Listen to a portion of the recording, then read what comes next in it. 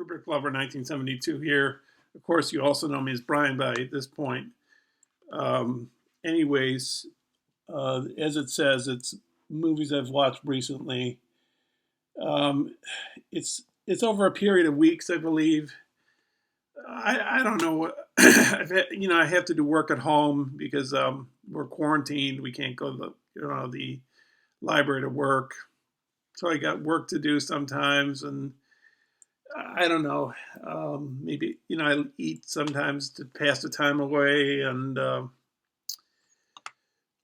I play with my guitar, or I'm watching YouTube videos, or I'm listening to music. So I've sort of become lazy watching movies, and that's sort of a bad thing in a sense because I've had to eliminate a few of my all of my streaming services. But they don't all expire yet. Two of them have already expired. Netflix expired last week or the previous week, and movie expired like a few days later. But I have two more paid shut streaming subscriptions that I still have until a certain time because I've had them paid up until then. They're two annual subscriptions. So I've Shudder, which is until April 23rd of this month, and I guess I'll try and watch some stuff on there. I'm not quite sure, but the Criterion Channel I have till June 3rd, and I sort of have to hustle in a certain sense because they'll get rid of some movies at the end of this month, like they usually do. They don't get rid of everything. They get rid of some stuff. But there's all this other stuff on there that I'd like to watch and probably won't have access to buying because it'd be a lot of money to spend. So like maybe they have all the Bergmans, or they have a lot of the Bergmans that you wouldn't find, like Sawdust and Tinsel. I think maybe one of them or something like that. You have Matadeo by Kurosawa, which I don't think is in the Criterion collection. That's his last film. You have some Japanese films that were recommended by a person that on YouTube to me, and I can't remember the Japanese person's name, nor the person that recommended it to me. But yeah, I have that. You have Rossellini films where he has his wife Ingrid Bergman in, and I like to see those.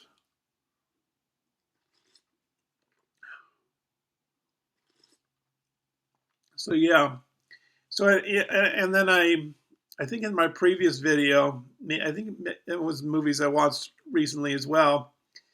I said the next video would be the Ring collection, the Japanese Ring horror movie franchise, and I believe it's at least one, if not two, of the American remakes. And I have watched Ring 1 and 2. I haven't watched prequel.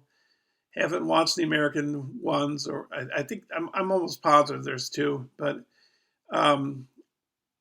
I sort of put it on the back burner because of all this streaming issues.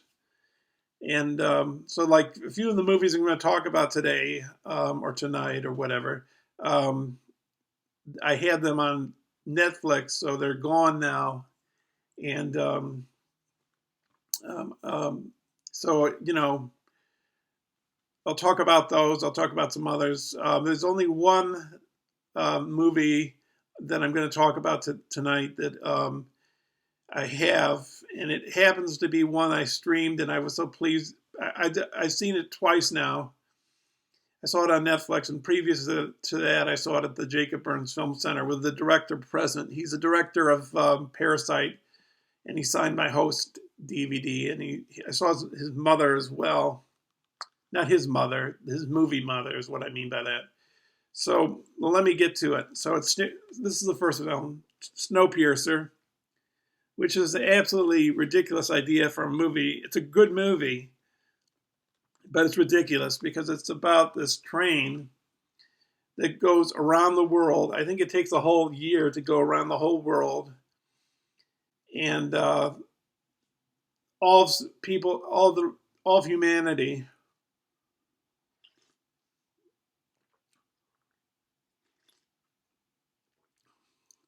the poor, the lower classes is in the back of the train, and in the center, in the front of the train are the well-to-do, the higher class. So it's like an allegory or a story or a metaphor, some kind of thing like that. And it's really entertaining, full of action, thought-provoking. Can't go wrong with it. How many stars did I give this? There's a commentary with this, and I haven't listened to commentary, so maybe I should listen to commentary before I did this video. But I gave it 4.5 stars out of 5. It's that good. I really loved it. But before I go on, I almost forgot to say, I know the channel Grumpy Old Gentleman on Film. I think every member of the Grumpy Old Gentleman on Film, James, Ian, Harry, Mike, Bob, and who's the last one? Oh, Jay. I think they've all done their reviews on Big Lebowski. I haven't watched any of them yet. I'm not sure. I'm going to watch them. I was going to do my review of Big Lebowski first and then watch them. I've seen the movie before. I've seen it at the Alamo Drafthouse with audience participation. And I have it in my collection. But I'd like to give it a rewatch. I don't think the one I have has special features. Maybe it has one special feature, but it's like 10 minutes or something like that.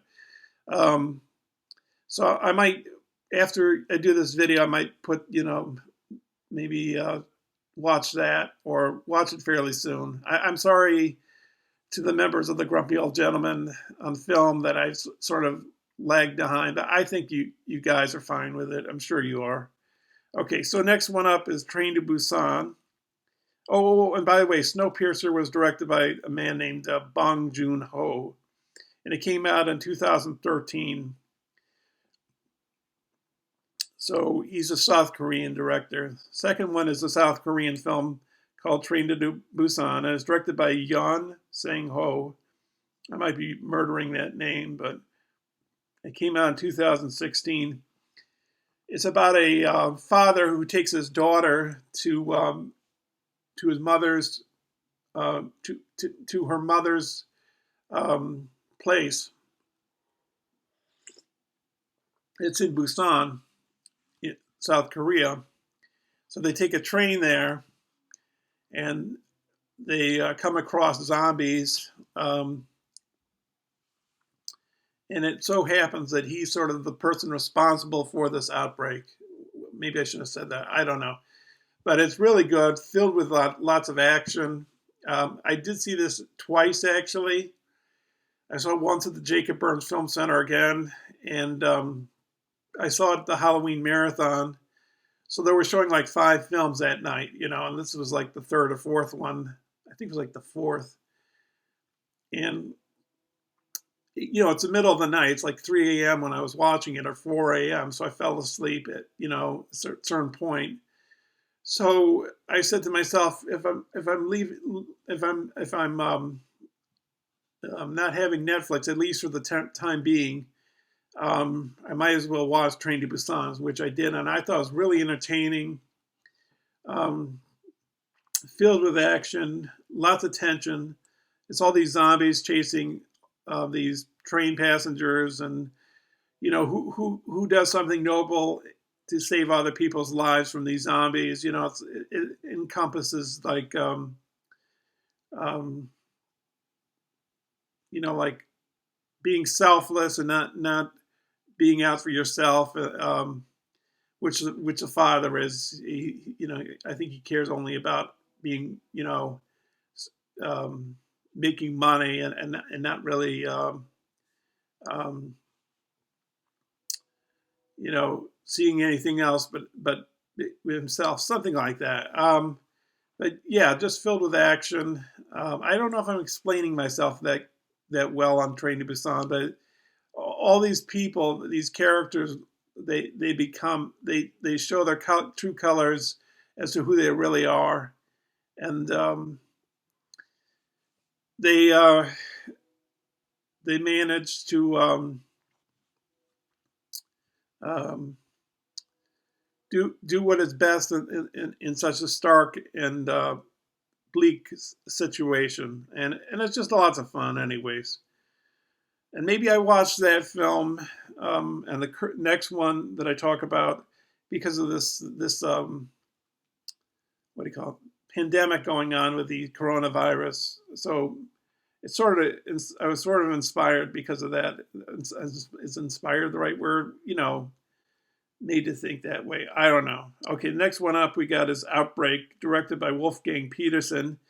You might recall he's the director of Das Boot, which is, I guess,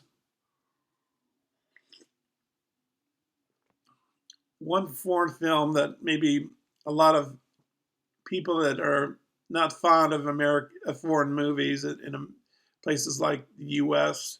will watch a film that's in another language. So I think that's the case with Das Boot, which I think means the boat. It's about a submarine. I haven't seen that in a long time.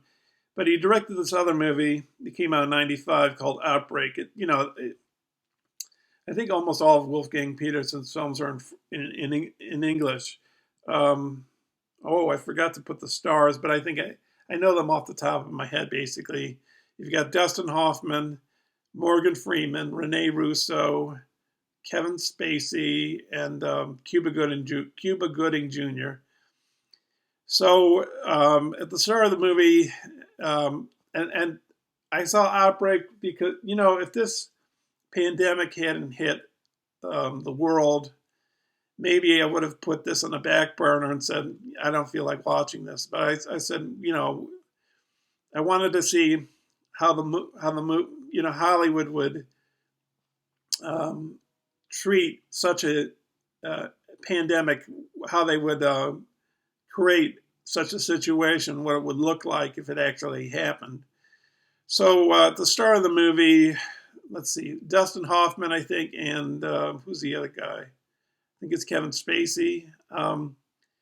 They land in this African village, and I think they contain or quarantine these people that have this disease. But a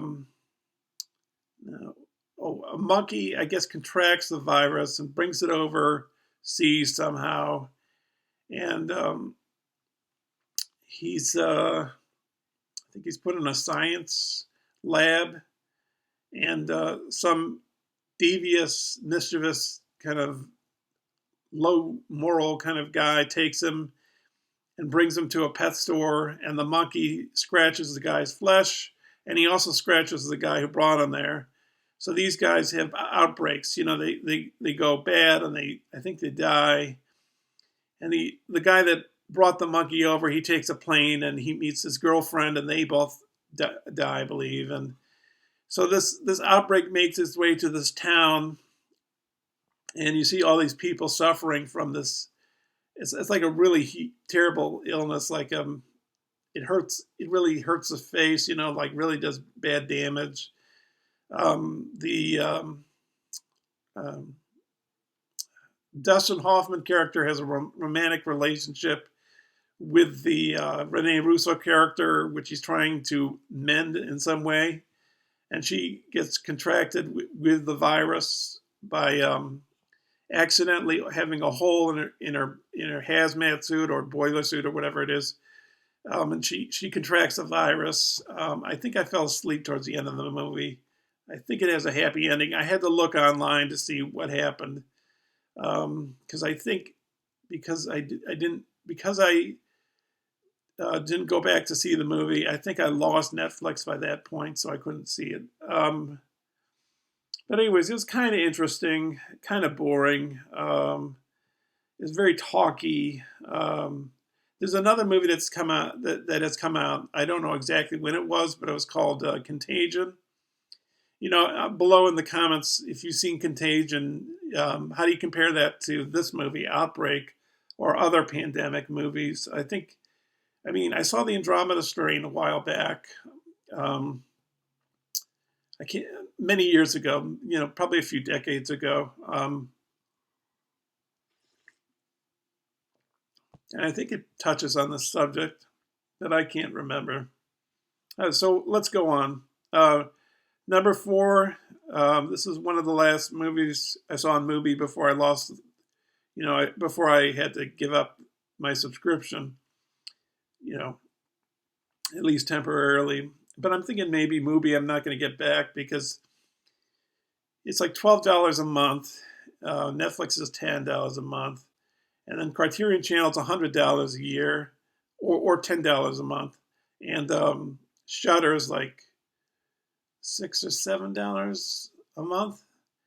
It was like $50, a little under $50 a year. Now it's like $56, $57 a year.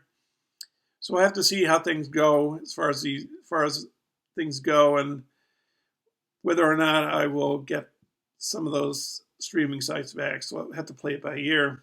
Anyways, they had this movie called VHS Massacre: Cult Films and the Decline of Physical Media, directed by a filmmaker named Kenneth Powell. Came out in 2015.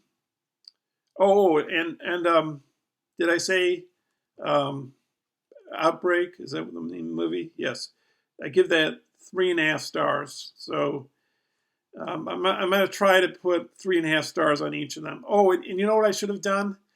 I think I can still do it because I'm not occupying too much space here. I think I can put it up here.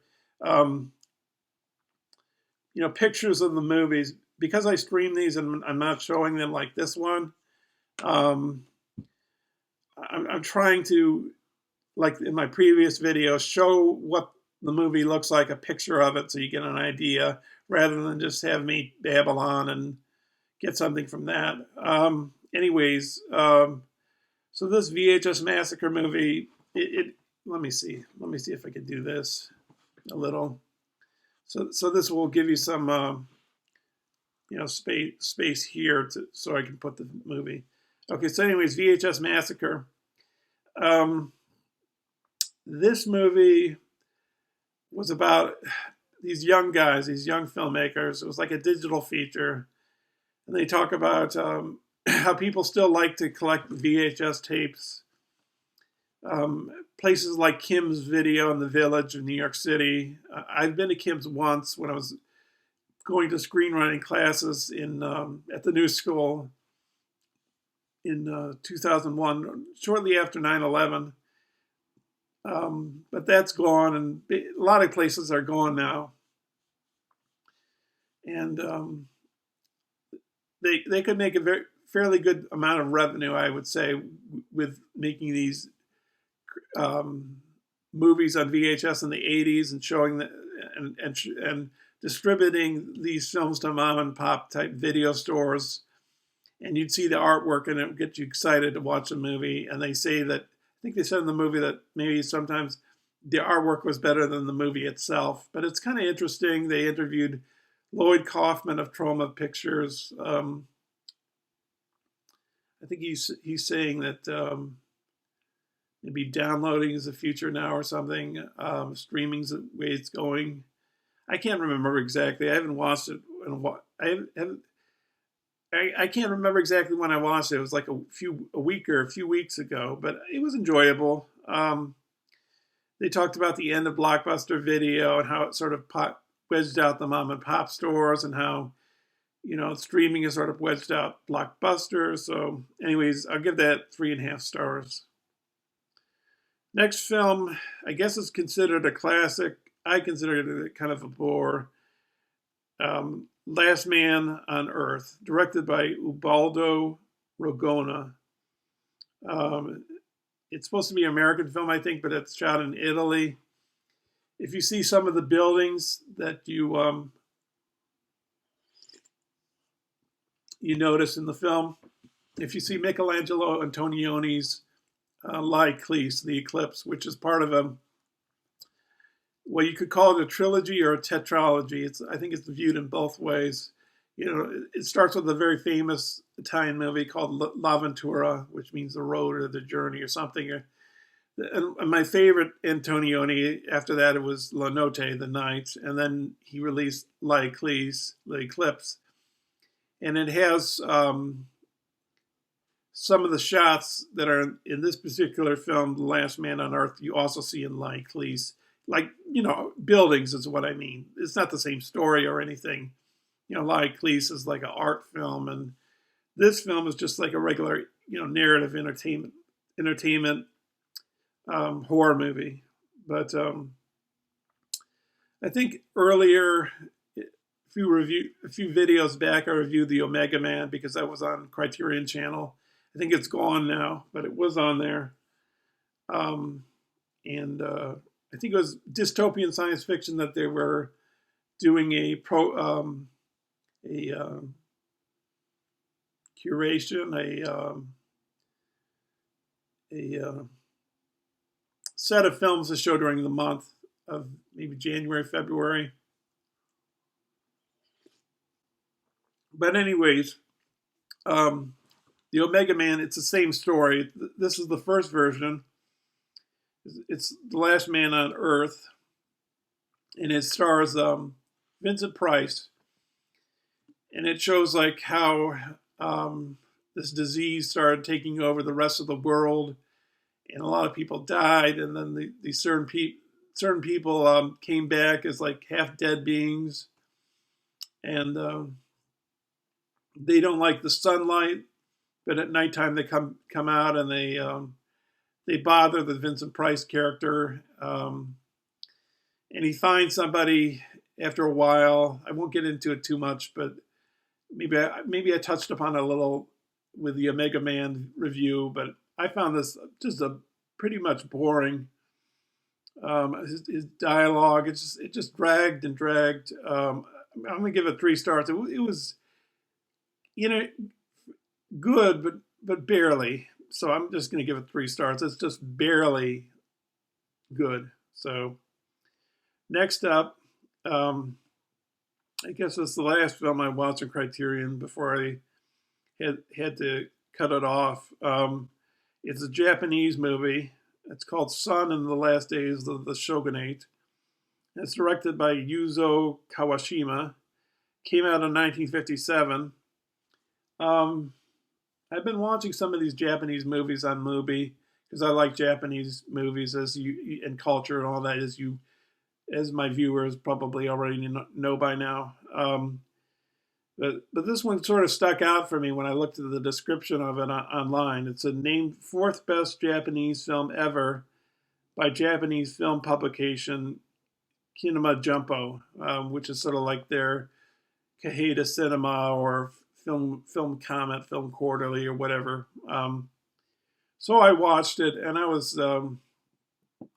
thought it was just a bore. What I thought it was basically rules of the game for Japanese for Japan. The Japanese rules of the game. I'm not a Renoir fan. I really find him boring. I guess boring is the right word. Rules of the game, I just find I don't know. Maybe it's an interesting film, you know, because it has the lower classes and the upper classes. The ones are down below, and the ones on top are architecturally on top. And I don't know. Maybe it has some kind of a significance, but I find it just I think it's overrated. It's one of the most overrated films. I think John Renoir's Rules of the Game. And I think this particular movie, Sun in the Last Days of the Shogunate, is sort of treading on the same ground. It's I think it's a hotel basically, and it's these people scheming, um, samurai scheming to protect the Empire of Japan from foreign invaders. You don't really see foreign invaders because it's set in the 1800s, I believe.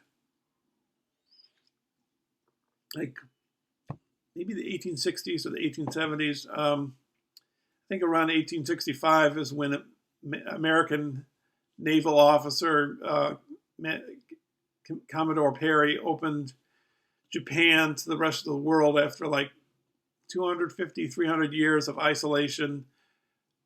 I read a book on Japan, so they weren't technically totally isolated from the rest of the world. They still allowed like missionaries in, like in one place, like in Nagasaki maybe, and they allowed merchants in another area. So they weren't totally isolated, but they were basically isolated. But you know, it's just the idiot son and the authoritative father and the I guess they're equivalent of a dumb blonde. Some of the geishas, you know. So I couldn't wait for it to be over. It's 2.5 stars. So okay, and then I watched these recently within the last few days off of Criterion Channel. These were both done by Paul Schrader. I've met him. He did a showing of, he showed his movie Mishima at Jacob Burns Film Center. And he signed my Taxi Driver, Raging Bull, and Last Temptation of Christ DVDs. But anyways, I watched this movie called Hardcore, which he wrote as well as directed. And it stars George C. Scott and Peter Boyle. Peter Boyle, you'll remember maybe as the guy who plays Wizard in Taxi Driver, who Travis Bickle wrote advice from in Taxi Driver. But anyways, the movie starts off in this, now where is it? Somewhere in the Midwest, very snowy.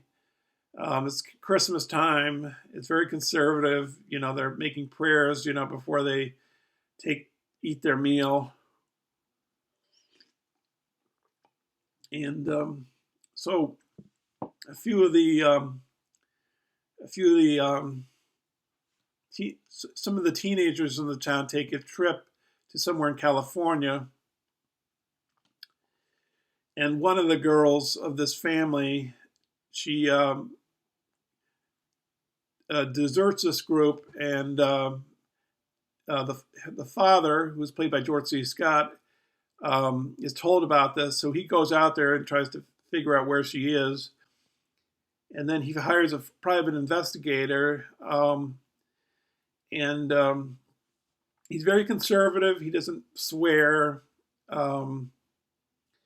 You know, he has a strong religious belief, you know, that certain people are meant to go to heaven and other people are not. And when he finds out what his daughter is doing, he's shocked. And what he does in order to find his daughter is a fantastic acting performance. I mean, it's incredible.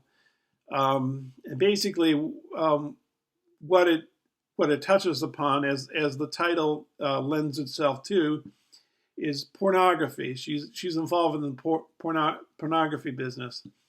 And the time it came out, it was 1979, so it's probably a very different scene than today's scene of pornography, where everything's, I guess a lot of it is just centralized in the internet these days.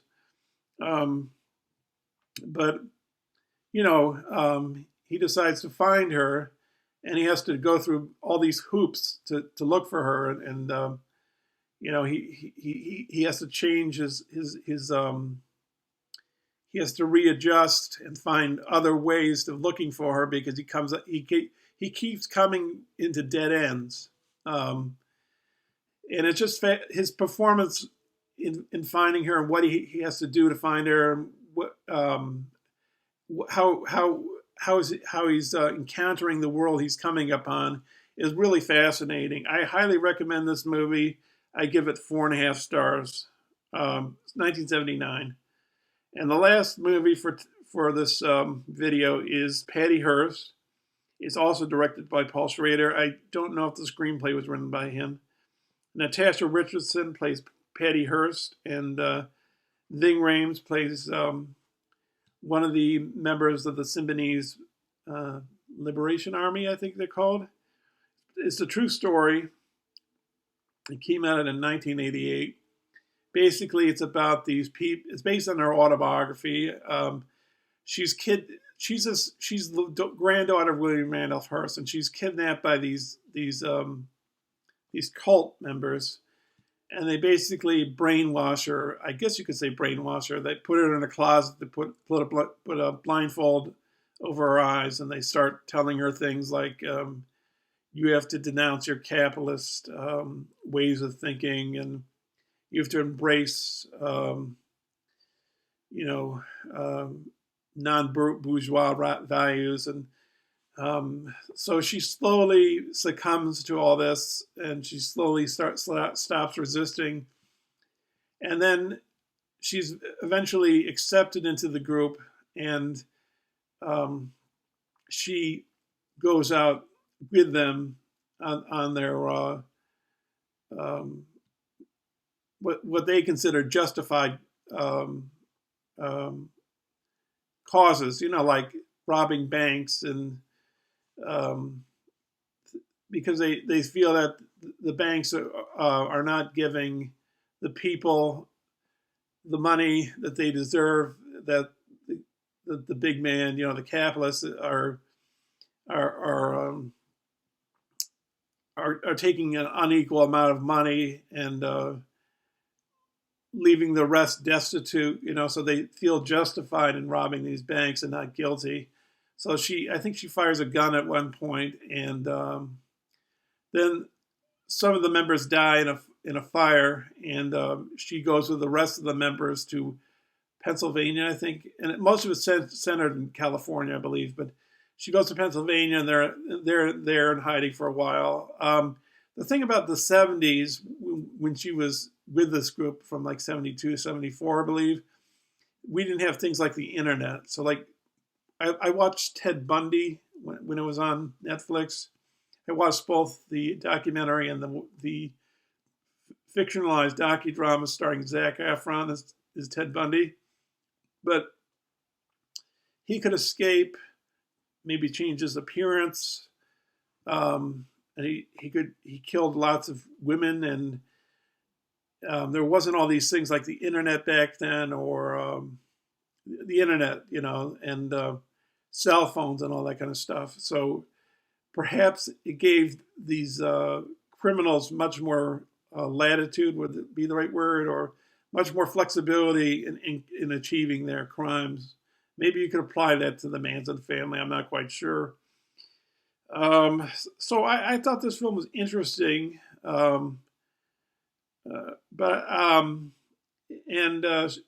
so she goes to trial at the end. I won't say what happens after that, but I thought it was good, a little better than good, but not great. So I'll give it 3.5 stars. So, okay, so that does it for this these films that I've reviewed recently. I haven't watched everybody's videos, like I said, like on the Big Lebowski and other videos as well. I don't know, it's juggling. I have so many people I subscribe to. Bob, I know you've done some movies you've watched during the week. I have some of those to watch, and community chats and all that stuff. So, but anyways, thanks for watching. I know this video's gone on long, and but I appreciate any comments, and I'll stop it right now so I don't waste more moments of your life. Thanks again. Bye now.